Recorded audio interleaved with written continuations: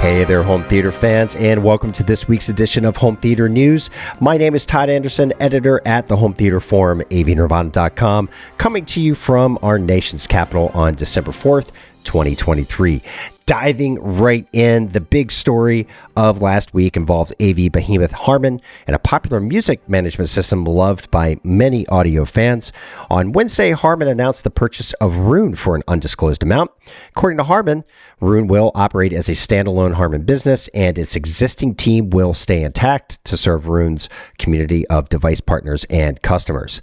According to Roon's current CEO, the acquisition is very positive. He said, quote, "By combining forces with Harman, Roon gains the incredible scale, resources, and reach of a global technology leader while maintaining our independence to invest in the business's growth and future." So you can see there, this is probably giving Roon some much needed breathing room for development and expansion. Now, if you're wondering if Harman will relegate Roon to equipment falling under its domain, the company says it's committed to growing Roon's open device ecosystem, which includes collaborating with more than 160 other audio brands. With third quarter results in, LG subsidiary LG Display is reporting that it will manufacture nearly 1.8 million fewer large OLED displays as compared to last year, when it shipped 6.8 million units. According to a South Korean tech outlet called The Elec, LG Electronics says that consumer income issues and the unfortunate conflicts that are happening in Europe will result in fewer TVs shipped. Now, financially speaking, both entities, that's LG Electronics and LG Display, are still reporting solid numbers. Large OLED panels only account for around 23% of LG Display's revenues. Panels for things like computers and mobile devices account for the bulk of what they manufacture, and LG Electronics has experienced financial successes in its home appliance and vehicle solution businesses. Something to look forward to in 2024 is the possibility of an OLED TV from LG Electronics that is smaller than the current smallest model it offers, which is 42 inches. Twice is reporting that LG Display has confirmed it will soon offer 32, 34, and 39-inch OLED panels, and that the 32-inch version could be used in TVs. It's worth noting that LG Display's chief rival, that is Samsung Display, currently makes a 34-inch quantum dot OLED panel. Also giving you a peek into the future, the CES Innovation Awards program has named Storm Audio's ISP Evo as a 2024 Innovation Awards honoree in the AV components and accessories category. The ISP Evo stands as the first high-performance, purely digital immersive sound processor managing up to 32 channels. With AES EBU, or audio over IP interfaces, it's currently the only processor on the market allowing for interfacing to digital cinema processors playing DCP content and providing up to 32 channels to a network in digital format. It's pretty awesome stuff. AV Nirvana movie critic Michael Scott and I have pulled together this year's top 20 must-own theater discs. Now, just to note, the vast majority of the list was compiled by Mike, and he does a great job of including foreign films, anime, movie collections, and things that are kind of off the beaten track as compared to some of the other lists that you're going to see out there. Of course, if you need to be reminded about some of the year's biggest powerhouse titles, those are going to be on there too. I'll drop a link down in the show notes so you can head over to the forum and see the entire list. Let us know what you think, if we left anything off or if you agree with our choices. British manufacturer Acoustic Transducer Company, which you may know as ATC, has released a new 12-inch subwoofer model called the C4 Sub Mark II. It's a decently large sub, standing at 22 inches tall by 18 inches wide and 20 inches deep, and carries an onboard 300-watt Class AB amp. The cabinet's walls are 1 inch thick, and it can be purchased in a variety of finishes like satin black, satin white, various wood veneer looks. According to its specs, it has a low frequency cutoff of 22 hertz, which lands it just above what we generally consider to be the lower limits of human hearing. As for the price, it starts $1 under $6K, with some finishes tracking just a little bit higher. Visit ATSC HTNR.audio for more information. And last but not least, Massimo Consumers Division has named Mark Curas as their Chief Commercial Officer.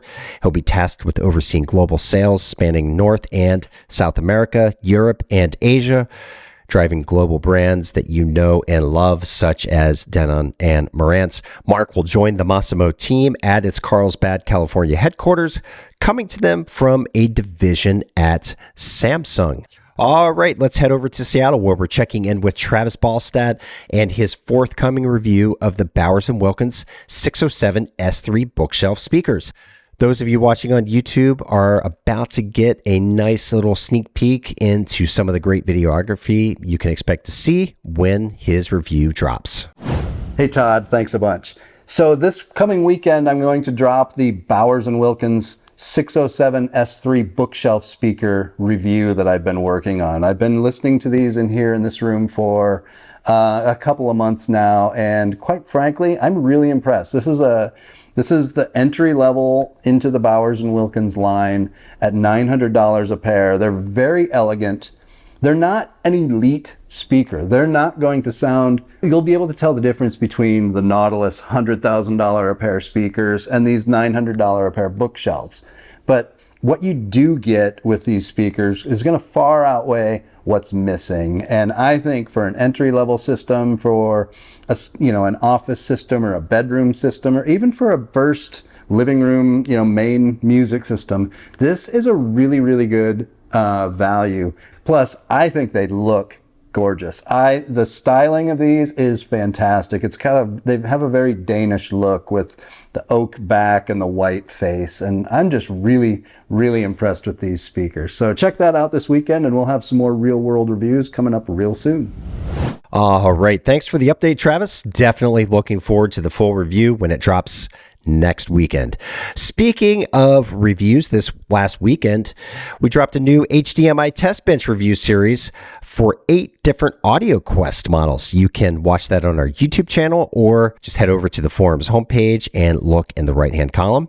And movie critic Michael Scott gave us Blu-ray reviews of Far Escape, the complete series, Eye for an Eye, The Blind Snowman, and he also reviewed the 4K disc release of Oppenheimer. And frankly, who needs the blockbuster release Oppenheimer when Shout Factory has dropped a 4K collector's edition of Catherine Bigelow's masterpiece, the original Point Break?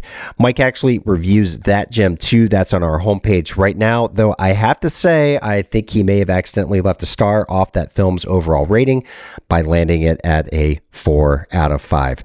And to wrap things up, let's talk deals. Don't forget, for your holiday shopping, head over to atlantictechnology.com, where you can use the code Nirvana at checkout, and you will receive an additional 15% off pricing. That's full price or sale pricing that they have on their website right now.